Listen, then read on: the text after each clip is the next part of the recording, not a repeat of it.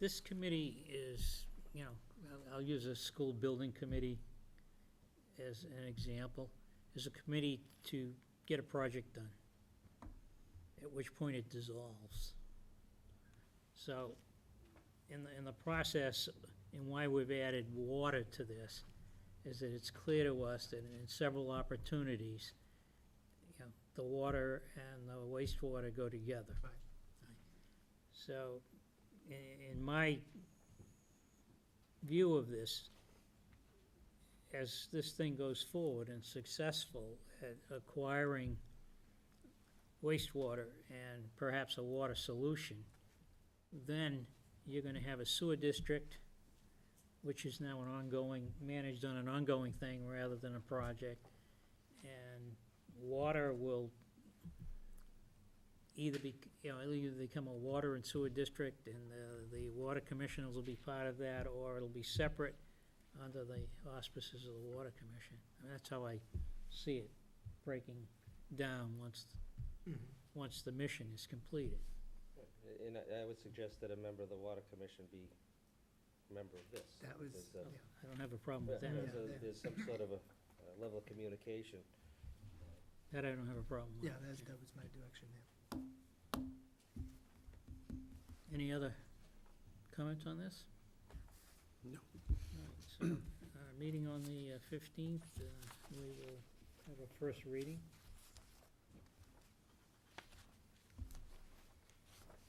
If we need a reading, or we can Just adopt. Just adopt it. Okay, we'll just adopt it. Next item on our agenda is the discussion of the strategic plan. We finally have, Great. If you don't mind, I'm gonna stand up and just quickly go through it if I could. please do.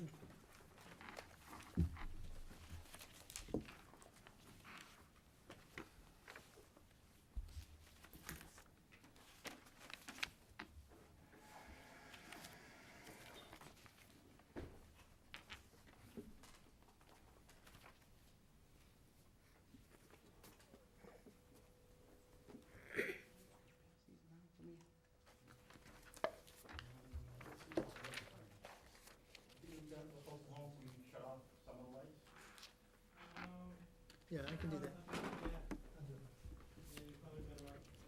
I zoomed in as much as possible so that.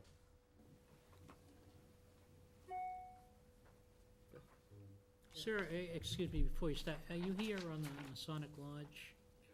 You know, why don't we? Let's take that, Let's take that first, yeah. because this is gonna be a while. I mean, you're welcome to stay, but They give it a choice, yeah.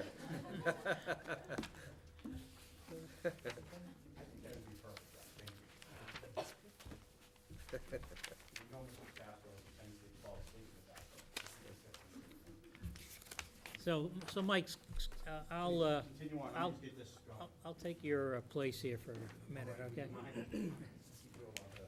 So we have a request for the Masonic Lodge for a one-day wine and malt beverage license. Could you get to the podium there and perhaps explain the purpose? I know you come here annually, but just so, for the It's record. we're holding it. Name and address. for, My name is Michael Sandberg. I'm a past master of North Reading Lodge. I was asked to come tonight in behalf of requesting I think it's a one-day beer and wine license for a Chowder Fest that we're having a week from Saturday, running from 2:30 to 6:30, and to which the public is invited. Okay. We've had similar licenses in the past for other kinds of functions like that. Questions for the gentleman? They've had this annually for as long as I can remember, and certainly without incident.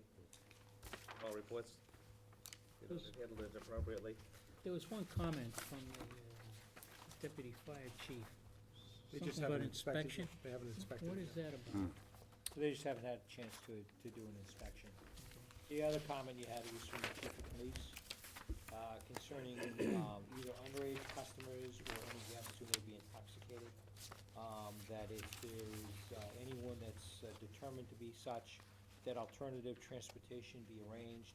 And if the patron is unaccepting, then the police department will be contacted immediately. So that's the only issue of substance. Yeah, I don't recall ever having had a situation like that, but I don't see why we couldn't comply with that. Okay. Any other questions? Mr. Prisco? Mr. Chairman, I move to grant a one-day wine and malt beverage license to the North Reading Masonic Lodge, 283 Park Street, for an event to be held on November 13th, 2010, between the hours of 2:30 PM to 9:30 PM, subject to all regulatory department requirements. Second. Motion by Mr. Prisco, seconded by Mr. O'Leary. I don't believe there's any more discussion. All in favor? Aye. Opposed? Unanimous? Thank you. You're all set. Good luck. I have a check to give, do I do that? Yeah, you can make it out to me. It's PRI. No, why you out Just loud? kidding, just kidding. Seriously. Yeah, he only does a cash. Reach his hand, Jim. Sorry. Thank you very much.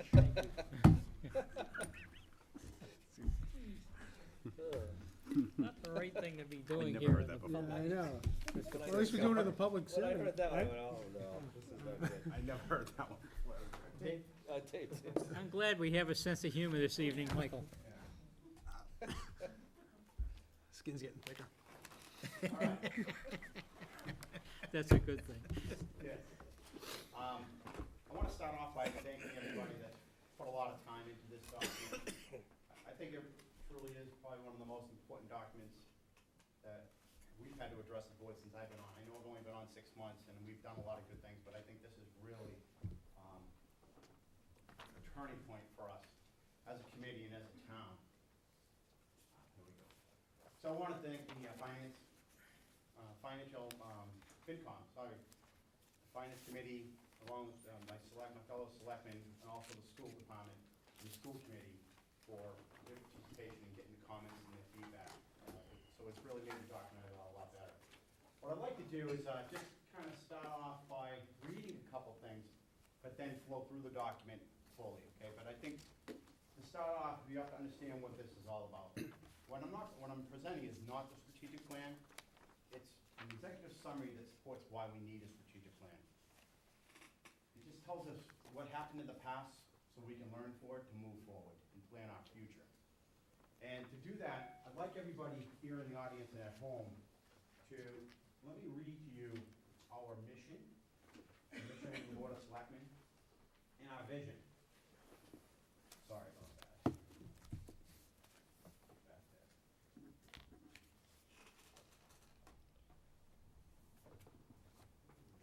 Mike, I don't know if there's a microphone there where you can be heard at home, is it?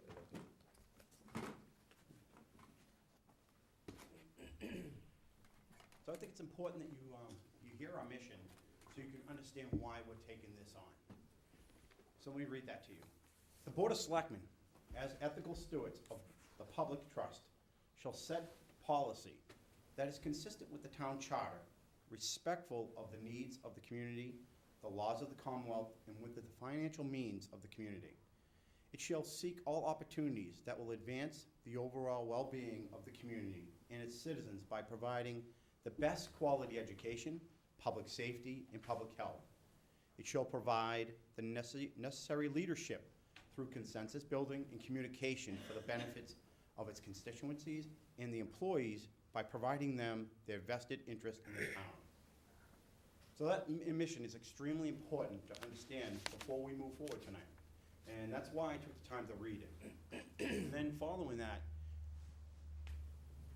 this is our vision. And both the mission and the vision is something this board, prior to me, worked on, and something we refined since I've been on the board.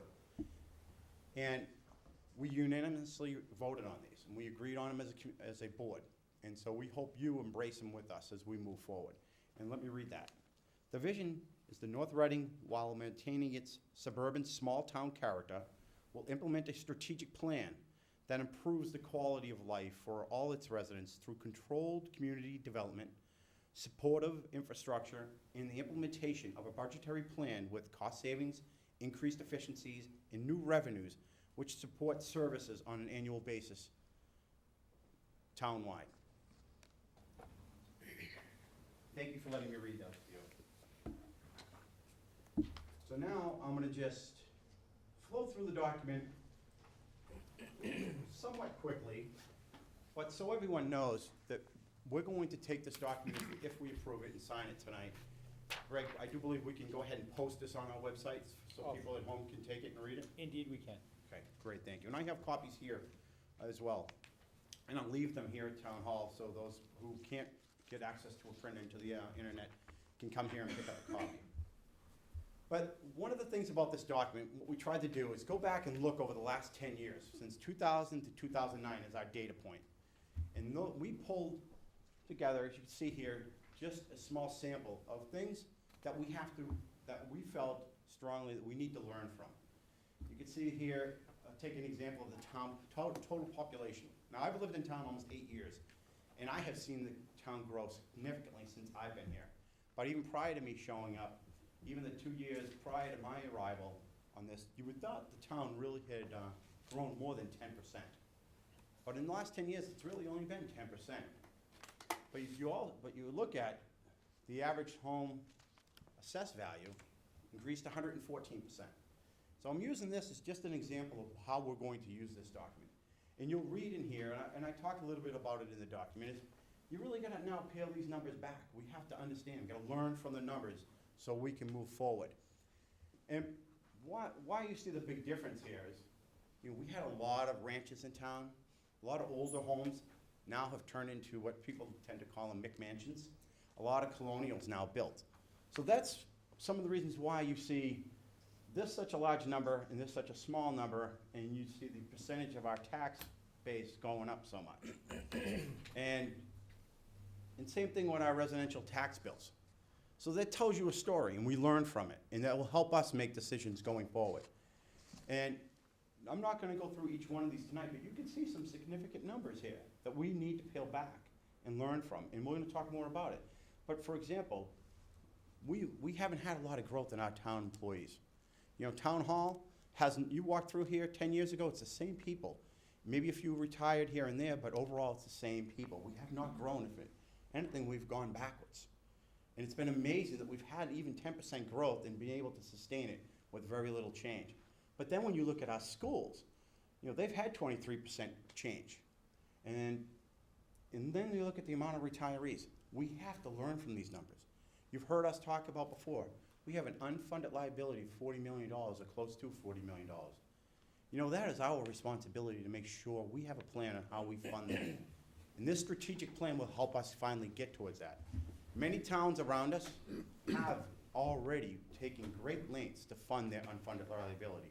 We, I don't believe, have any, set aside to fund our unfunded liability. And it's something we have to do, and we have to take on relatively soon. And this document should help us do that. Another thing that I talked about briefly in the document is up top, it's annual growth, new growth. New growth is, it's basically the new homes and the additions people put on in their homes. Over at Edgewater, that was new growth. And we've seen some great new growth over the last 10 years. We've averaged over $500,000. In 2009, the number was 856, and our projection for 2011 is 100,000, maybe a little bit more. So you see that significant drop-off? So as us as leaders, we can't rely on having at least $500,000 coming in anymore. So we have to learn from these numbers. So we don't continue to keep thinking that we can spend money we don't have. And when we make decisions for our future, we have to understand that we don't have the new growth we once did. So where is this revenue gonna come from? Because we don't want to look at raising taxes as our solution. We want to go and focus on new revenues as a solution. So this just gives you an example of that. And down here, if you look at these numbers here, you can see it kind of relates to the numbers I was talking up there. We had, in general government, we only had 1%, or less than 1% growth in employment. But our expenses are about 56% in 10 years. So I don't have all the answers why, but we as a board need to start peeling those back and learn from them. There's probably some good things that we understand why